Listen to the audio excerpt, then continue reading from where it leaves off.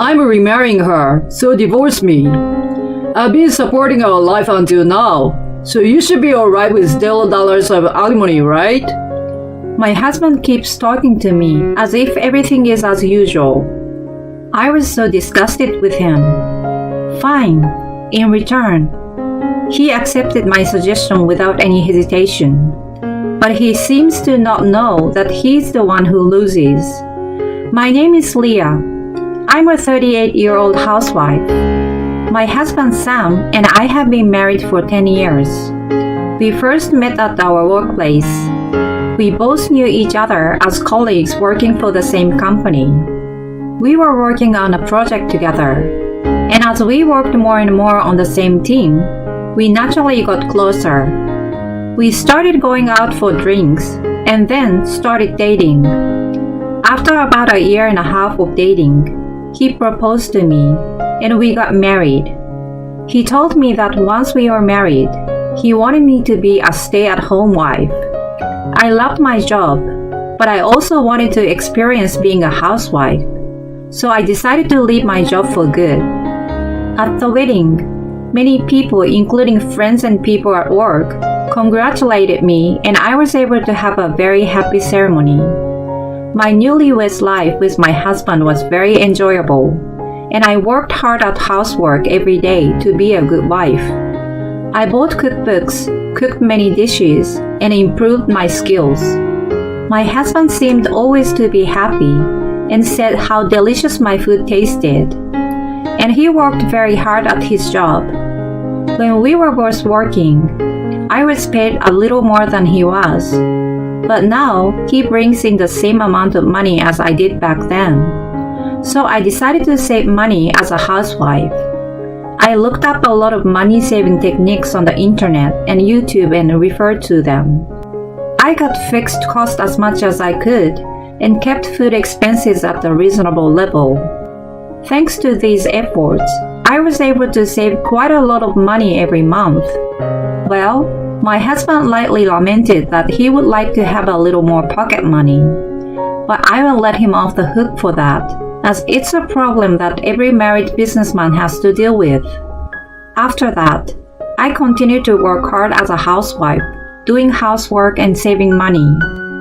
I think a big part of the reason I was able to do so well was that my husband regularly praised me for my efforts. Thank you for always working so hard to take care of the household. I can focus on my work with peace of mind. He thanked me by saying that. When he said that to me, it made me happy and makes me want to work even harder. Even after a few years of marriage, I was still able to lead a peaceful and happy married life. Then, my husband suggested that we buy a house. The room we are living in now is not so inconvenient, but it is a little bit too small for two people. I think it's time to move into a new house. I agree with my husband. The reason we had been saving so much money was to make a big purchase like this. I had always wanted a home of my own too. We decided to buy a house and we immediately went to a real estate agent. And we looked at a lot of different properties. Among them, we came across a property that seems intuitively good. My husband wanted to buy a house with a large room of his own. And if the house is close to a train station, he said he would let me decide. That house already met my husband's requirements, so we decided immediately. We paid the down payment from the savings I had saved, and we took out the loan and moved right in. The life in the new house was comfortable and fresh. My husband and I were very happy, and I felt the same excitement as when we were newlyweds. When we first moved in, we had a lot of fun. We invited each other's friends and had home parties. We enjoyed our life in the new house. Of course, I have continued to save money since then, and I'm saving for the future. The monthly mortgage was just a little more than the rent we had been paying at our former house, so not much has changed in terms of what I do to save. Our lifestyle hasn't changed, but we could live in a comfortable and big house, so how could we not be happy? and so we had a harmonious married life. But there was one problem, that we still didn't have a baby. Neither my husband nor I were in any particular hurry to have children. We just waited for things to happen naturally, thinking that children are a gift from heaven. However, as expected, after about 5 years of marriage, I started to get impatient with the fact that we couldn't have children. We tried infertility treatment and fertility control, but it didn't seem to be working. So my husband and I took some tests. We found out that my husband was having difficulty having children. His sperm count was low. We were a little shocked. He apologized to me and said he was sorry. But that doesn't make me hate him. I don't have any regrets because we couldn't do it after all we did. From now on, let's have a happy life together as a couple. When I said that, my husband nodded his head and said thank you with tears in his eyes. From then on, we decided to live together as a couple. And now we were celebrating our 10th anniversary without any trouble. What should we do for our next wedding anniversary? Well, we could take a trip, go to a fancy restaurant, could do something a little extravagant. Or we could take the plunge and go on an overseas trip. We were having a good time talking about our anniversary like that. As a result, we decided to stay at the luxury hotel in the US. However, about a month before our anniversary, my husband apologetically told me that he had to go on a business trip and that he couldn't go on our anniversary trip. I see, but if it's a business trip, what can we do? I was sad, but our anniversary was on a weekday, so I couldn't force him to take a day off. My husband was promoted to section manager 5 years ago, and he's still working very hard. I hear his subordinates rely on him, so I can't force him to neglect his work. Even if we couldn't go on the day of our anniversary, I was hoping to go on a trip shortly. However, the booked hotel was so popular that it was already booked for this month. We had no choice but to make a reservation for the next month. At that time, I had no idea that it would later turn out like that. Then one day a little while later, my husband came home unusually drunk. He was so drunk that he immediately collapsed on the couch. He was saying something, but it didn't sound like a word. Anyway, I prepared him a glass of water, but he had already fallen asleep. It was Friday, so he must have been drinking with his subordinates. At that moment, his phone lit up and a message appeared on the screen. I had no intention of looking at it, but I saw a heart emoji in the message, so I couldn't help but I stared at it. There was a woman's name Mary in the message. The message was only partially visible, but the first sentence is, "I had a great time today," followed by a heart sign. What does this mean? Is my husband having an affair? My husband's phone is locked with a PIN code, so I can't open the message. I was all at once in a state of bewilderment, but I wanted to believe in what we had built together over the years, so I couldn't question my husband directly. Well, maybe I was a coward. Instead, I decided to ask a credit agency to investigate. The result of the investigation came out just as my husband was on a business trip. It was also the day of our 10th wedding anniversary.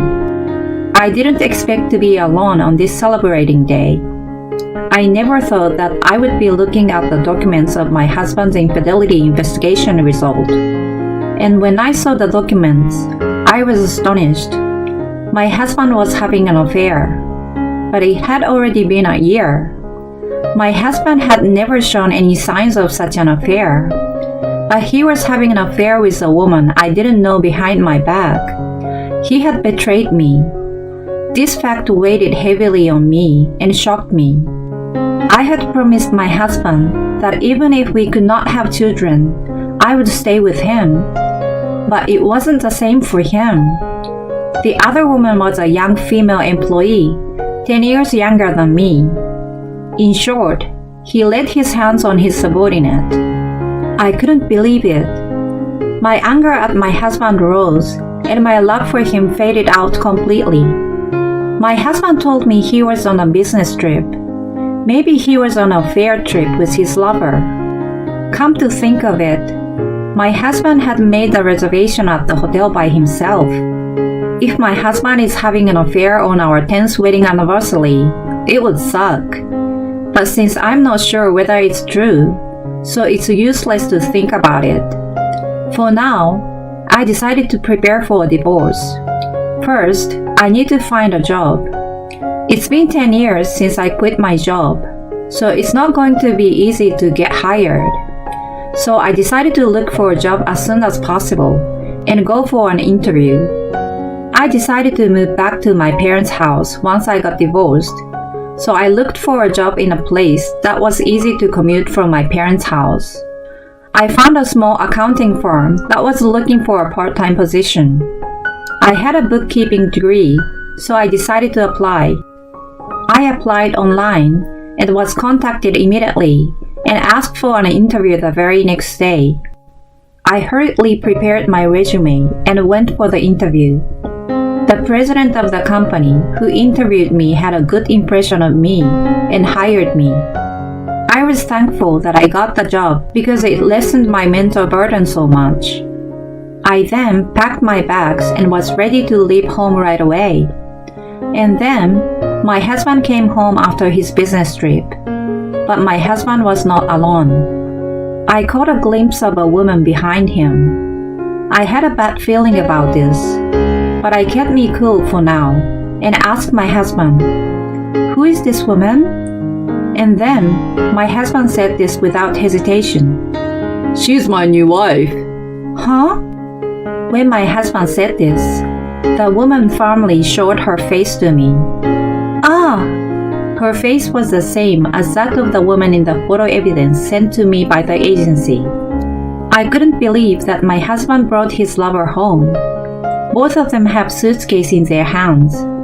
This means that my husband was not on a business trip, but on an adulterous trip after all.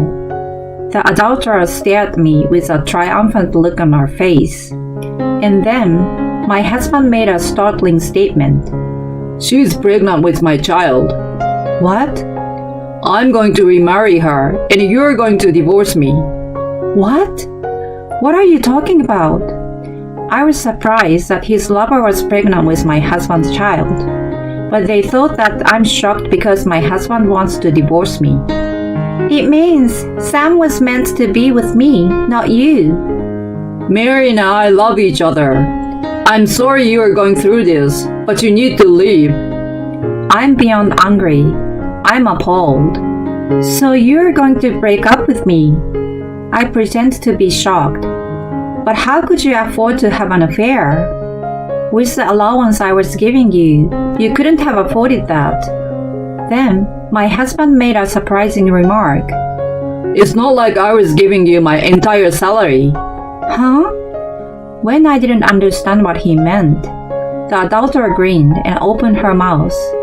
In your mind, Sam may be a section chief, but actually he became our department head last year. So he gave you his salary as a section chief, and he kept the rest for the dating expenses with me. Oh no. The more I dig the hole, the more I would find out about my husband's behavior. I was ashamed that I swore to spend the rest of my life with this man. Firstly, my husband was a little bit reserved about telling me all of this, but when he was sure that I didn't talk back or got angry, he became brazen. Well, as it turned out, Mary is pregnant with my child. I have to take responsibility, so forgive me. I've been supporting our lives, so of course I'm willing to pay zero alimony to you. You've had it easy as a housewife too. My husband said this without a hint of apology. I was so disgusted with him. Fine. In return, can I have all the property divisions? The money we've saved during our marriage, the house, etc. When I said that, he just said yes. I don't think you could save that much with my salary as a section chief. And this house was not that expensive to begin with, so we can buy this much again soon. My husband readily accepted my request, but he still doesn't know which one of us will lose more from this divorce. I took the divorce papers he brought and signed them. Okay, I will file it myself. Okay, thank God you are so understanding. I'm glad you were able to get a divorce so easily. The adulterer said that and tangled herself in my husband's arms as if to show me. But I no longer felt any regret at the sight of such a thing, because I was certainly getting more out of the divorce than he was. My husband immediately packed up his belongings and left the house with the adulterer. After that, I filed for divorce and completed all the procedures for dividing the property and the name change of the house. I became a stranger to my husband. A month later, I received a phone call from my ex-husband out of the blue. Hey, what are you doing? What do you mean? You call me out of the blue and yell at me? You're kidding me. You told my company about my affair? I got a barrage of criticism from upper management and my co-workers, and I was demoted from my current position and got transferred to a regional department. Oops, but I didn't tell the company about it. The company you work for is also my former employer, and some of the employees are still good friends of mine.